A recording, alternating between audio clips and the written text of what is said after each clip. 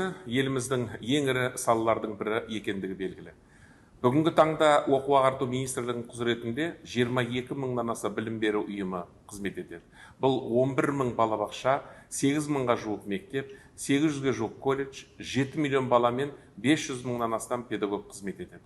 Сондықтан жүйені үздіксіз сапалы дамыту ведомствоның маңызды міндеттерінің бірі болып саналады. Мектепке дейінгі оқыту мен тәрбиелеудегі дамытуға ерекше көңіл бөлінуде. Биыл президенттің тапсырмасына сәйкес 81 мың жаңа орын пайдалануға берілді. Мектепке дейінгі ұйымдардағы орындарды бөлуде ашықтық пен айқындықты қамтамасыз ету мақсатында балабақшаға кезекке қоюдың бірыңғай деректер базасы әзірленуде. Мемлекеттік органдардың ақпараттық жүйелермен интеграция жүргізу арқылы ата-аналардың құжаттарды жинауы қажет етілмейтін, барлық деректер автоматты түрде расталатын болады. Әлеуметтік аз қамтылған отбасыларды қолдау мақсатында 1 қыркүйектен бастап балабақшаға баратын 97 мыңнан астам бала тегін ыстық тамақпен қамтылды. Салаға кәсіби мамандарды тарту мақсатында қыркүйек айынан бастап тәрбиешілердің жалақысы 30%-ға артты және бұл бағыттағы жұмыстар әлі де жалғасын табатын болады. Балалардың қауіпсіздігін қамтамасыз ету үшін білім беру ұйымдарындағы сақтық шаралары күшейтілді. Бүгінгі күні білім беру мекемелеріндегі техникалық жарақтандыруға толықтай қол жеткізілді. Бұл бейне бақылау камералары, дабыл түймелері, турникеттер мен арнайы күзет қызметкерлері.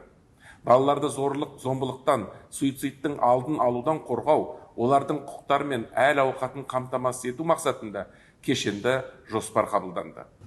Бұған дейін еліміздегі 9 өңірде ғана оқушылар тегін ыстық тамақпен қамтылып келсе, биылғы 1 қыркүйектен бастап барлық өңірдегі 1,4 миллион бастауыш сынып оқушысы мен 5 пен 11 сыныптар аралығындағы 200 мың әлеуметтік аз қамтылған отбасының балалары мектептерде тегін ыстық тамақпен қамтылып отыр.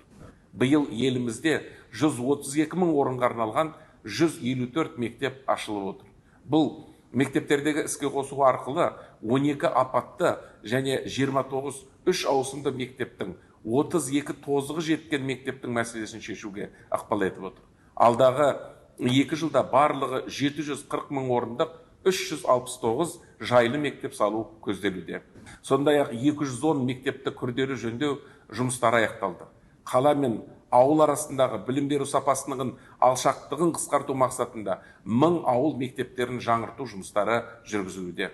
Сонымен қатар робот техникасы, STEM, химия, физика, биология пәндерінен 1000 заманауи кабинетті ашу жұмыстары жалғасуда. Биылғы оқу жылында 772 колледжде 531 мыңнан астам студент білім алуда. Президент тапсырмасын орындау мақсатында алдағы 2 жылда жастарды сұранысқа ие мамандықтармен 100% тегін қамту көзделуде. 25 жылы мемлекеттік тапсырыс көлемі 155 мыңға дейін артатын болады. Оның 70%-ын техникалық мамандықтарға бағыттау жоспарланып отыр. Биылғы оқу жылынан бастап студенттерді әлеуметтік қолдау мақсатында стипендия, яғни студенттердің шәкіртақысы 50%-ға артты.